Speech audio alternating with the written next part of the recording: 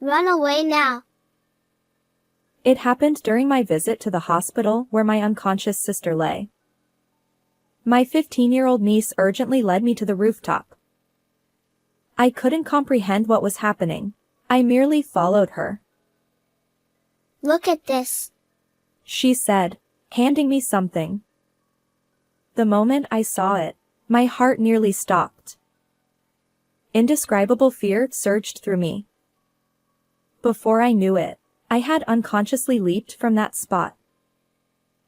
My name is Brenda Martin, and I'm 46 years old. I've always been focused on my career rather than marriage and family. While my peers were experiencing life changes like childbirth and parenting, I stayed true to my own path. I had one sister. We lost our mother when we were young, and the three of us, my sister, my father, and I, grew up supporting each other. When my sister got married, I genuinely celebrated her happiness.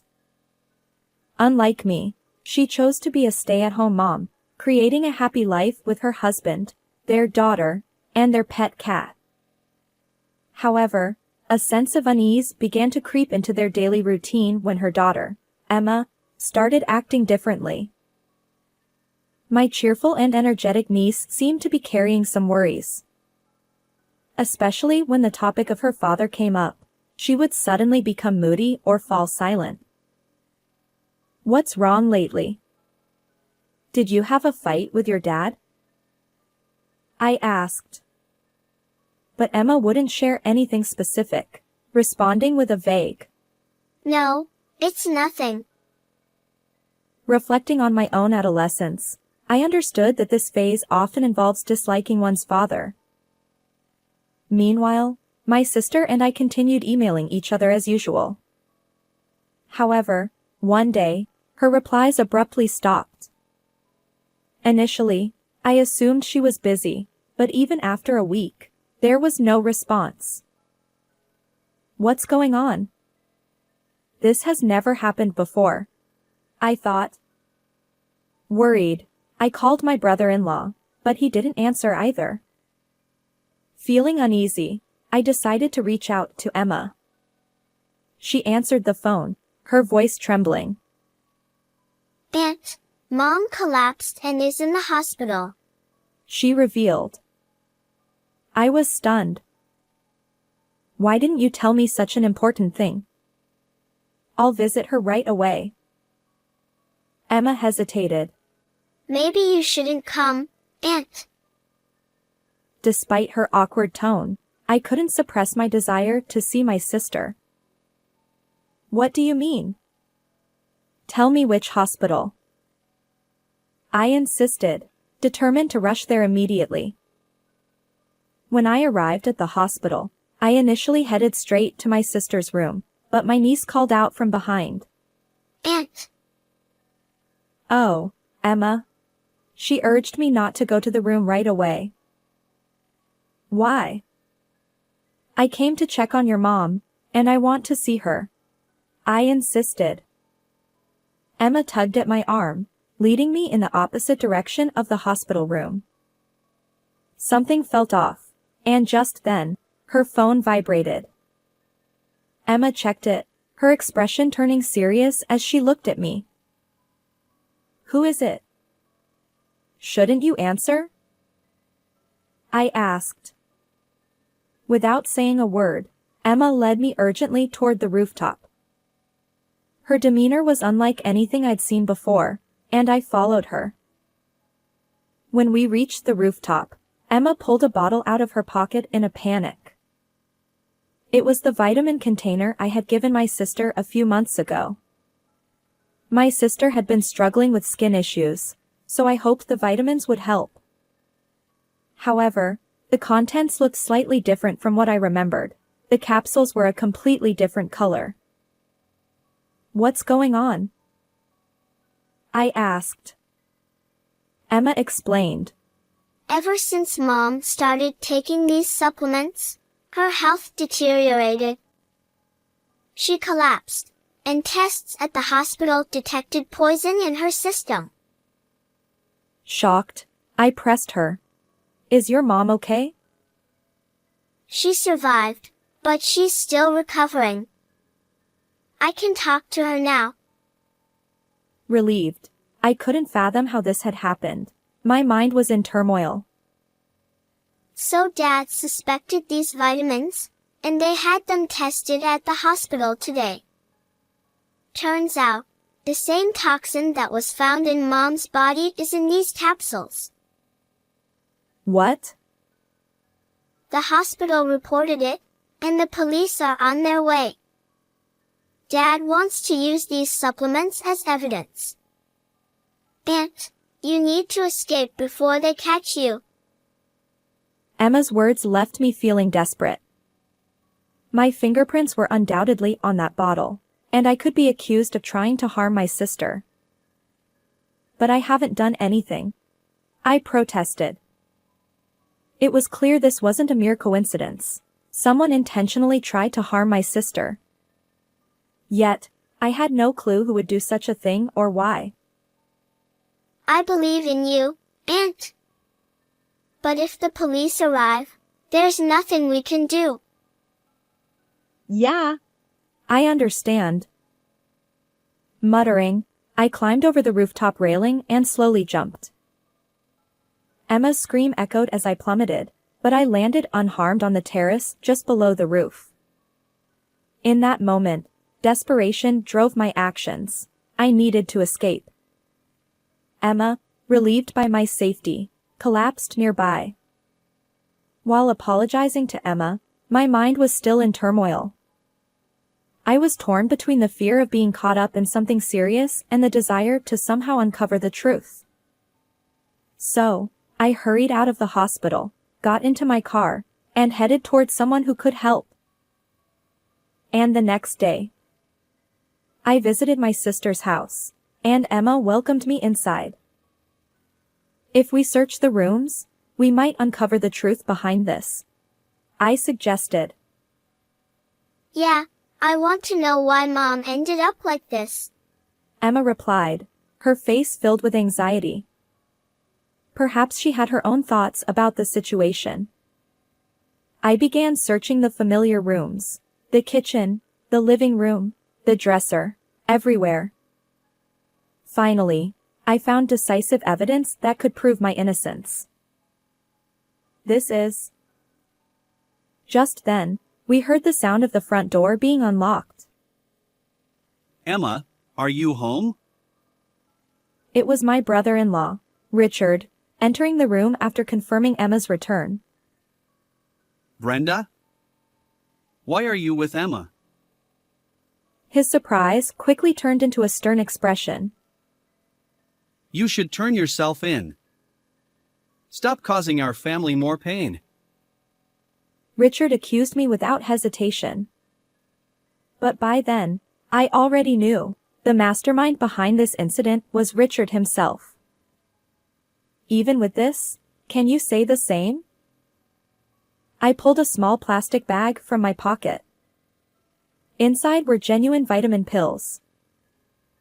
These came from your desk drawer, Richard. Did you switch the contents in the bottle?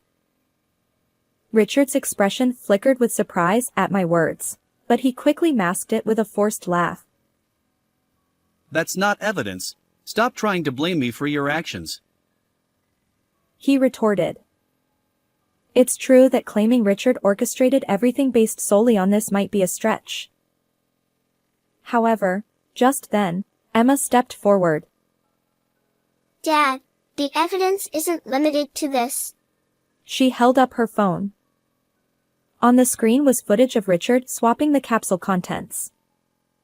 My sister's home had a small pet camera installed for monitoring when they were away for extended periods due to their cat. However, my brother-in-law was completely unaware of its existence. It had captured his actions. Why would you do something so terrible? Richard stammered. It's just... You don't know what's inside those capsules. Why are you defending Brenda? His voice grew louder, but sweat began to bead on his forehead. Worried for Emma's safety, I stepped in front of her. It's not over yet. There's evidence that you imported poison from overseas. I confronted him. Huh? Did you search the house? Yes, with Emma. It's not illegal. We didn't break in. As I spoke, I handed him a piece of paper, a printout of purchase history from Richard's computer. He had imported a poison that couldn't be legally obtained in this country. I overheard Dad talking on the phone. You said if this plan succeeded, the inheritance would soon be yours. And Mom's health has been deteriorating, which seems suspicious. Emma's voice trembled, tears streaming down her face. But I couldn't tell anyone. I've been agonizing over this. If only I'd confided in you sooner. Her eyes held a mix of sadness and relief. I hugged her gently, feeling responsible for not noticing her distress earlier. Meanwhile, Richard paced the room, searching for another excuse. But this time, he was cornered. However, seemingly at a loss for what to say next, he sighed. Fine. It was all my plan. His words cut through the air like a sharp blade. When her father dies, a massive inheritance remains. But I don't have the right to claim it, so I thought of killing my wife. Richard's hand trembled slightly, and his eyes lacked any spark. He appeared emotionally detached. But even if you killed my sister, you wouldn't inherit the estate, I said quietly, trying not to provoke him. That's why I framed you, Brenda. Do you know? If you kill siblings for inheritance, you lose the right to inherit. Is it really just for that? I asked. His plan was far more cruel than we could have imagined. My heart swirled with anger and sorrow. Then Emma would inherit everything from her grandfather. She's still in middle school, so practically everything would be mine. Emma interjected. But Grandpa is still alive. That's why I plan to stage an accident soon, making it look like he. As Richard's words trailed off, the room grew even heavier with tension. Having confessed everything, he seemed lost, unsure of his next move. What do you intend to do? I asked, feigning calm while fear and tension gripped me. Shut up. This marriage was always about my father-in-law's inheritance, and if it weren't for you... He shouted, out of breath, kicking a nearby chair. This can't continue. I thought. Just then, Richard lunged at us. Instinctively, I pulled Emma toward me, holding her small frame tightly. Suddenly, sirens blared from outside. Police! Hands up! I had secretly alerted the police before arriving here. Officers stormed in, swiftly restraining Richard. Brenda! Emma! Help me! She's fine now, right? Tell them it was all a mistake. Not so fast. Your actions endangered my sister's life. You need to face the consequences. I pushed back against Richard's tearful pleas. He stood there, speechless. Finally relieved from tension, we gradually regained our composure. Finally safe, I hugged Emma tightly, feeling her trembling but seeing a hint of calm in her eyes. Take him away. Richard, handcuffed, remained silent, staring blankly. To deliver the final blow to my brother-in-law, I looked him straight in the eyes. You didn't need to do all this. The inheritance was already yours. What do you mean?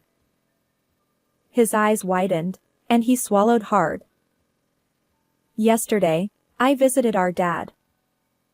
He liked you and intended to share the inheritance from the start. But now, that's all null and void. I revealed. Yes, the person I met was our father.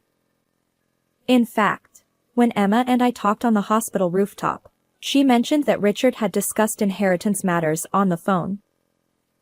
So, I went to investigate our father's estate. This can't be. His expression at that moment will stay with me forever.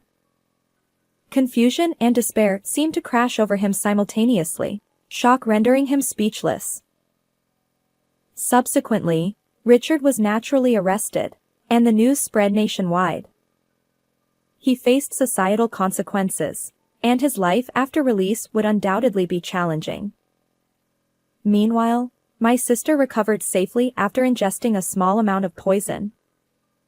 Of course, my sister divorced my brother-in-law, and she is claiming $30,000 in alimony and child support.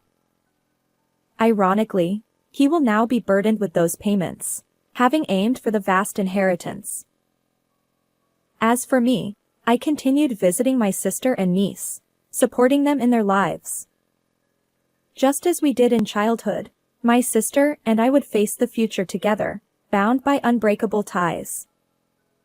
Believing that beyond adversity lies a bright future. Please consider subscribing to our channel. Until next time in our next video.